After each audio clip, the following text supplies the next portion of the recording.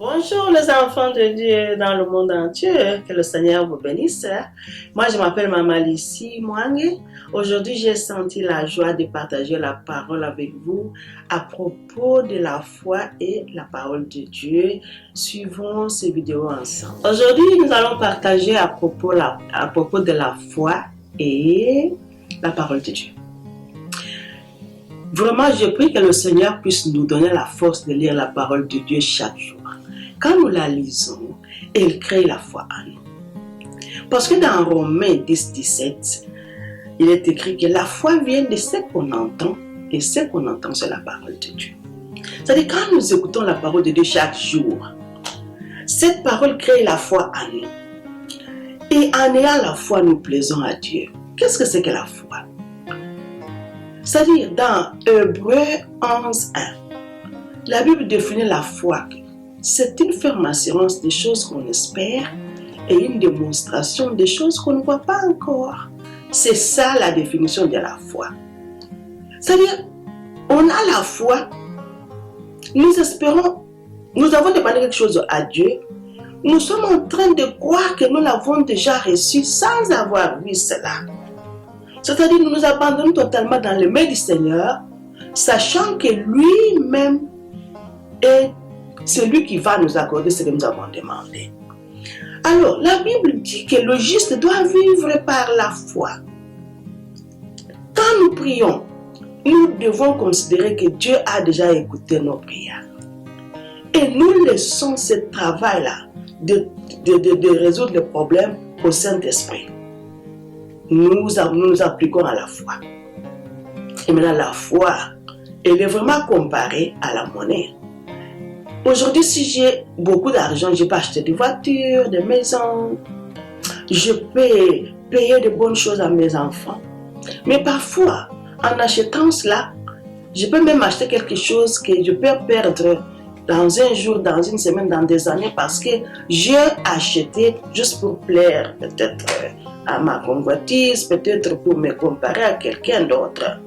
Mais la foi devient la monnaie du ciel parce qu'avec la foi, nous accédons à la bénédiction céleste.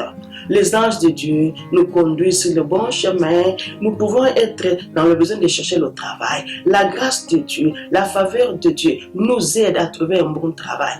En travaillant cet argent, nous pouvons acheter de bonnes choses. Nous pouvons soutenir le ministère. Et demain, nous pouvons avoir des promotions dans ce travail-là. Et on peut commencer par acheté une voiture. Et demain, on devient vraiment un grand commerçant de voitures. On devient même un dealer. Pourquoi? Parce que la grâce de Dieu nous a facilité de trouver un bon travail qui est protégé par le Seigneur lui-même. Donc, en ayant la foi, nous accédons aux grandes choses. La bonne santé, on ne peut pas l'acheter avec l'argent. La protection, on ne peut pas l'acheter avec l'argent. Aujourd'hui même, la sûreté dans notre vie, on ne peut pas l'acheter avec l'argent. C'est-à-dire, avec la foi, nous pouvons recevoir beaucoup de choses que le monde ne peut pas nous donner. Je peux aujourd'hui conclure que la foi, c'est ce que nous avons besoin dans la vie chrétienne. C'est-à-dire, nous faisons confiance à Dieu totalement. Aujourd'hui, tu peux avoir un enfant qui est malade. Tu pars à l'hôpital, le diagnostic, on te dit qu'on n'a pas trouvé la maladie.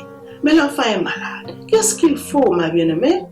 Applique-toi à la foi. Crois que le Seigneur Jésus-Christ, ce qu'il a déjà écrit dans la parole de Dieu, c'est ce qui va s'appliquer. La parole qui dit par exemple, dans les meurtrissures de Jésus-Christ, nous sommes guéris.